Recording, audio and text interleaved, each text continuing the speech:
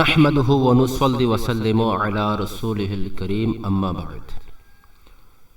কোরআনে করিম ফুরকানে হামিদ আল্লাহ তাআলার এমন কালাম যা সঠিক পথের দিশা, হিদায়াত এবং ইলম ও হিকমতের অমূল্য ভান্ডার। প্রিয় নবী রাসূল আরবি সাল্লাল্লাহু আলাইহি ওয়া আলিহি ওয়াসাল্লাম ইরশাদ করেন, খায়রুকুম মান তাআল্লামাল কুরআনা ওয়া আল্লামা।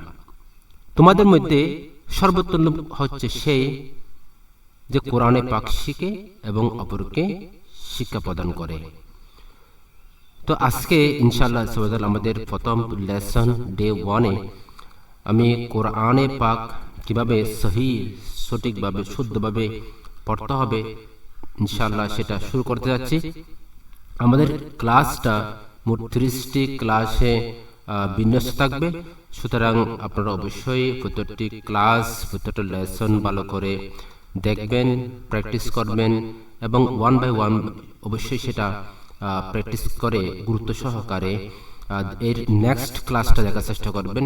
এভাবে আপনি 1 থেকে 30টি ক্লাস কমপ্লিট করে যখন আপনি প্র্যাকটিস করবেন এবং গুরুত্ব সহকারে সেটা দেখবেন, ইনশাআল্লাহ আপনি ইনশাআল্লাহ 30টি ক্লাসের পরে আপনিও সঠিকভাবে শুদ্ধভাবে কোরআন তেলাওয়াত করতে পারবেন। সুতরাং আর দেরি নয়, আমরা শুরু করতে পারি। সবক নম্বর 1-এ হুরুফ মুফরিদাত নিয়ে আলোচনা হবে। হুরুফে মুফরিদাত তথা আরবি বর্ণমালা 29টি। আরবি বর্ণমালাকে তাসবিত এবং কিরাত অনুযায়ী আরবি বাচনভঙ্গিতে উচ্চারণ করতে হবে। উর্দু কিংবা অন্য কোনো নিয়মকে সাথে নিয়ে যদি আমরা উচ্চারণ করি তাহলে তার উচ্চারণ ঠিক হবে না। 29টি হরফের মধ্যে 60টি হরফকে সর্বদা পুর তথা মোটাভাবে উচ্চারণ করতে হবে। আর এই হরফগুলোকে বলা হয় হুরুফে মুস্তালিয়া। তো হুরুফে মুস্তালিয়া হরফ এখানে আপনি দেখবেন এগুলো আপনার অন্য কালারে কি রয়েছে, অন্য কালার দেওয়া হয়েছে। এই 60টি হরফকে হুরুফে মুস্তালিয়া বলা হয়। ঠোঁট থেকে উচ্চারিত হরফ মাত্র 4টা। এই 4টা হরফ ছাড়া আর অন্য কোনো হরফ ঠোঁট থেকে উচ্চারণ করা যাবে না। সেই 4টা হরফগুলো হচ্ছে ওয়াও, মিম, ফা, বা। এই 4টা হরফ ছাড়া বাকি কোনো হরফ ঠোঁট থেকে উচ্চারণ করা যাবে না। ওকে,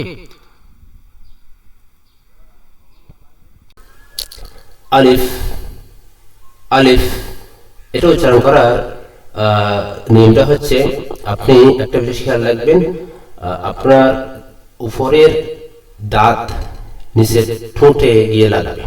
উপরের দাঁতের গোড়া আগা, উপর দাঁতের এই আগার কিনারাটা আপনার নিচে ঠোঁটে গিয়ে লাগবে এবং বাতাস বের হবে। আলিফ আলিফ বাতাস বের হচ্ছে। অনেকে এভাবে উচ্চারণ করে আলিফ আলিফ, তাহলে তাদের উচ্চারণটা ঠিক হচ্ছে না। কারণটা হচ্ছে তাদের বাতাসটা বের হচ্ছে না। আপনার দাঁত যদি ঠোঁটের উপর লাগানো থাকে তাহলে বাতাস বের হবে। আলিফ আলিফ। নেক্সট ওয়ান বা বা বা, একালে টানতে হবে। তারপর তা তা, আপনার দাঁতের মাড়ির সাথে জিহ্বার আগা সেটা টাচ হবে। তা তা, একালে টানতে হবে। সা সা সা, এখানে একটা জিনিস খেয়াল রাখবেন, সা উচ্চারণ করার সময় যাতে কোনো সিটি বের না হয়। সিটি মানে একটা এক্সট্রা আওয়াজ যেটা আমরা সিন উচ্চারণ করার সময় বের করে থাকি। সা এবং সিন দুইটাই যদি সেম করে ফেলি তাহলে উচ্চারণটা ঠিক মতো হবে না। তো সা কিভাবে উচ্চারণ করব? সা উচ্চারণ করার জন্য আপনি 2 দাঁতকে, উপরে নিচের দাঁতকে মিলানোর পরে আপনার জিহ্বাটা মাঝে মাঝে নিয়ে যাওয়ার পর যখন সা উচ্চারণ করবেন উপরে দাঁতের সাথে টাচ করবেন। সা সা সা। আমার এই উচ্চারণে কোন রকমের সিটি বের হচ্ছে না। আপনি যেরকম এরকম করে আওয়াজ করে ফেলেন, তাহলে আপনার উচ্চারণটা সঠিক হবে না। তাই এগুলো খেয়াল রাখবেন। নেক্সট ওয়ান, জি। এখানে লক্ষ্য রাখবেন, আমি 3 আলিফ পরিমাণ সময় নিয়ে এটাকে টানতেছি। জিম, এর আগে কিন্তু আমরা কি করি নাই, এর আগে এক আলিফ করে টানা হয়েছে প্রত্যেকটা হরফে, আলিফ বাদ দিয়ে বাকি 3টা হরফে এক আলিফ করে টানা হয়েছে। বাট জিমের ক্ষেত্রে 3 আলিফ। এর কারণটা কি? যেহেতু জিমের মধ্যে মাত্রা রয়েছে, যেটা আমরা এই কিতাবের লেসন নাম্বার 17-এ আমরা আলোচনা করব। যেহেতু আমাদের সামনে রয়েছে, এর একটা নিয়ম বলে দেওয়া দরকার যাতে আমাদের মাইন্ডে থাকে। এখানে যে মাদটা রয়েছে, এই মাদের পরিমাণ 3 আলিফ পরিমাণ কি হতে হবে, আমাদেরকে টানতে হবে। এই মাদটা 3 আলিফ পরিমাণ টানতে হবে। এবং 3 আলিফ পরিমাণ কিভাবে টানবো? তো স্পেশালি যারা রয়েছেন স্পেশালিস্ট, তো তারা একটা ব্যাখ্যা দিচ্ছেন যে 3 আলিফ মানে 3 সেকেন্ড, 1 আলিফ মানে 1 সেকেন্ড করে, তাহলে 3 আলিফ 3 সেকেন্ড করে আপনি সময় দিতে পারবেন। Gym, gym, gym. আপনারা প্র্যাকটিস করেন। ওকে, নেক্সট ওয়ান, হা, হা, হা। এটা হচ্ছে হলক থেকে উচ্চারিত হরফ। হলক থেকে উচ্চারিত হরফ মোট 6টা রয়েছে। তো সেখানেও 3 ক্যাটাগরি রয়েছে, হলকের শুরু, হলকের মাঝখান এবং হলকের শেষ। হলকের শুরু থেকে 2টি হরফ উচ্চারিত হবে, হলকের মধ্যখান থেকে 2টি হরফ উচ্চারিত হবে এবং হলকের শেষ হতে 2টি হরফ উচ্চারিত হবে। তো যে হাটা আমরা উচ্চারণ করতেছি, সেটা হলকের মাঝখান থেকে উচ্চারিত হরফ, হা, হা, হা। তবে এখানে হা আরটা আছে, যেটা হলকের শুরু থেকে উচ্চারিত হয়, হলকের শুরু থেকে উচ্চারিত হবে। তবে সেখানে কোনো বাধা হবে না, অর্থাৎ যখন বাতাস বের হবে বা উচ্চারিত হবে, তখন সেটা নরমালি বের হয়ে আসবে, হা, হা। আর এই হাটা অবশ্যই একটু সেখানে আপনার কণ্ঠনালীকে একটু টাচ করে বের হবে, হা, হা, হা, হা। আর এটা হা, হা, হা। এভাবে আপনাকে খেয়াল রাখতে হবে। নেক্সট ওয়ান, এখানে পুরো 29টা হরফে মোট 7টা হরফকে কি করা হয়েছে, আর একটা কালারে ডিজাইন করা হয়েছে। এই কারণটা হচ্ছে কি, এই হুরুফগুলো হচ্ছে হুরুফে মুস্তালিয়া। এই হুরুফের নাম হচ্ছে হুরুফে মুস্তালিয়া। হুরুফে মুস্তালিয়া হুরুফকে পড়ার নিয়ম হচ্ছে, এগুলো একটা মোটা হবে, অর্থাৎ আপনার ঠোঁট একটু কি হবে, গোল হবে এবং এটা মোটা করে আওয়াজ বের হবে। ওকে, তো আমি উচ্চারণ করতেছি। এটাও কিন্তু হলকের হলক থেকে উচ্চারিত হরফ, খ, খ, খ। ঠিক আছে, নেক্সট ওয়ান, দাল। এটাও 3 আলিফ টানতে হবে। তা যেখান থেকে উচ্চারণ হয়েছে, দাল ও সেখান থেকে উচ্চারণ হবে। ওকে, তবে এটা 3 আলিফ, এটা 1 আলিফ, এটা 3 আলিফ করে টানতে হবে, দাল। নেক্সট ওয়ান, জাল, সা, সা। অর্থাৎ এই হরফ যেখান থেকে উচ্চারিত হয়েছে, এই জাল সেখান থেকে উচ্চারিত হবে, অর্থাৎ সা এবং জালের মাখরাজ সেম। সা যেখান থেকে উচ্চারণ হয়েছে, জাল ও সেখান থেকে উচ্চারণ হবে। তো আপনার জিহ্বার আগা উপরের দাঁতের কিনারার সাথে লেগে জাল এই হরফ উচ্চারিত হবে, জাল। নেক্সট ওয়ান, র, র, র, জা, জা, জা। এটাও জা, সিন এই এবং সাদ, এই 3টা হরফ এর মাখরাজ সেম। এটা আপনার দুই দাঁতের মাছ বরাবর, দুই দাঁতের মাছ বরাবর আপনার জিহ্বা নিয়ে যাবেন এবং সিটি সহকারে এটা একটা এক্সট্রা আওয়াজ সহকারে আপনি উচ্চারণ করবেন। জা এবং একালে টানতে হবে। জা জা জা জা জা। নেক্সট ওয়ান সিন, তিন আরেকবার টানতে হবে। সিন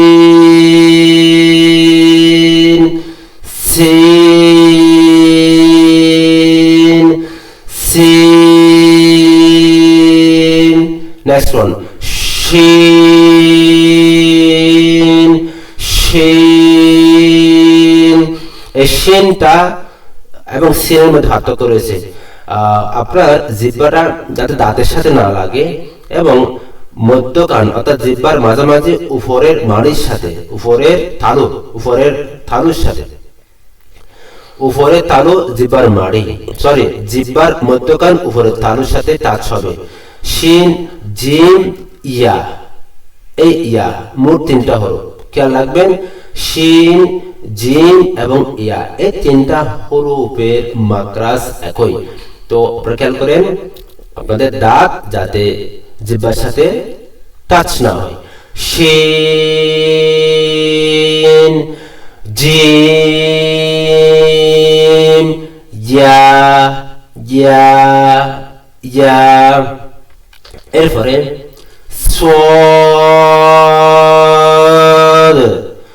সোয়াদ সোয়াদ। সিন জা যেখান থেকে উচ্চারিত হয়েছে ওই একই জায়গা থেকে সোয়াদ উচ্চারণ হবে। ক্লিয়ার?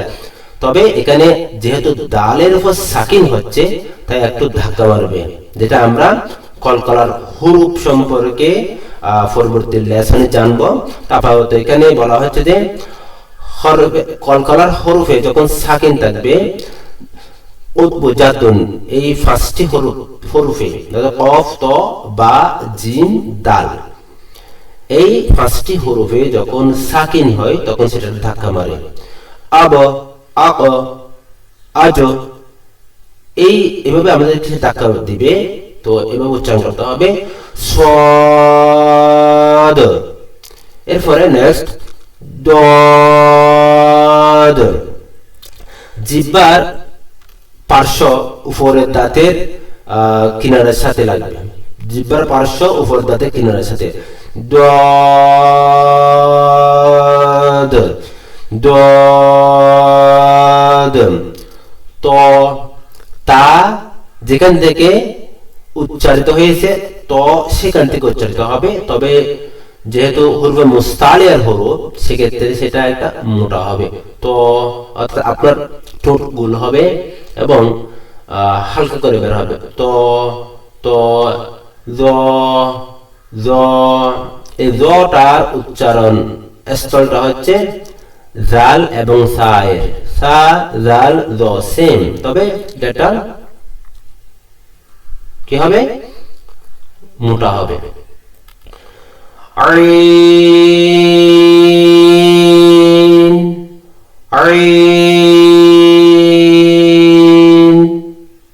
আইন। হরফে হলকের হরফ হা আইন, এটা হলকের মধ্যখান থেকে উচ্চারিত হরফ, তাই আমাদেরকে সেটা একটু আপনার কন্ট্রোলের সাথে একটু টাচ করে বের করতে হচ্ছে, অর্থাৎ বাতাসটা যাতে সেখানে একটু কি হয় জমে। আইন আইন আইন। আমরা প্রচলিতভাবে উচ্চারণ করি আইন আইন, আইন হবে না প্রিয় শিক্ষার্থীরা। এখানে হলকের মাঝখান আপনার হলককে আপনি তিনভাবে ভাগ করবেন, শুরু মধ্যখান শেষ। মধ্যখান থেকে উচ্চারিত হরফ হচ্ছে আইন আইন। ওকে, নেক্সট ওয়ান গইন গইন, এটা হলকের শেষ থেকে উচ্চারিত হরফ। খ, খ যেখান থেকে উচ্চারিত হয়েছে গইন সেখান থেকে উচ্চারিত হবে। অনেকে উচ্চারণ করে এভাবে গাইন, গাইন হবে না, এটা পুর হবে, মোটা হবে, গইন। নেক্সট ওয়ান, ফা, ফা, ফা। উপরের দাঁত আপনার ঠোঁটের সাথে কি হবে, টাচ করবে এবং বাতাস বের করবে। ফা, ফা, ফা। নিচের ঠোঁট দুই ভাগে বিভক্ত, এটা হচ্ছে শুকনা ঠোঁট, এটা হচ্ছে ভিজা ঠোঁট। বাইরের অংশটা হচ্ছে শুকনা আর ভিতরের অংশটা হচ্ছে ভিজা। এই ফাটা উচ্চারিত হবে বাইরের শুকনা অংশের সাথে টাচ করে। ফা, ফা, ফা। Next one, of, of, of. Calf, calf, calf. লাম, মিম, মিম, মিম। প্রিয় শিক্ষার্থীরা, মিম উচ্চারণ করার ক্ষেত্রে যাতে নাকে কোনো আওয়াজ না যায় সেদিকে খেয়াল রাখতে হবে। মিম, নুন, নুন। ওয়াও, ওয়াও, ওয়াও। হা, হা, হা। হামজা, হামজা, হামজা। ইয়া, ইয়া, ইয়া।